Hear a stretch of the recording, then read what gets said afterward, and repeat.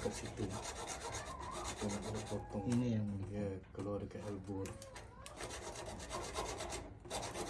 So nampak ni bila kita dah potong itu, maknanya kita tahu dia size ni 15mm.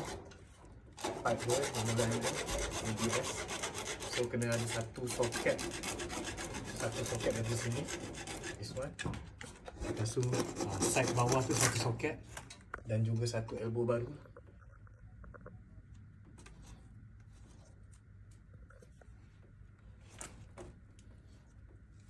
Nak buang air.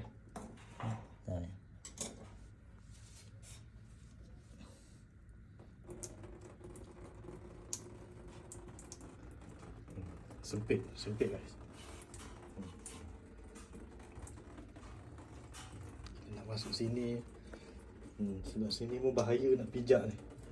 Tapi yang beam ni je lah yang selamat nak pijak sebenarnya. Yang daripada tepi bila kita pijak pun berhati-hatilah.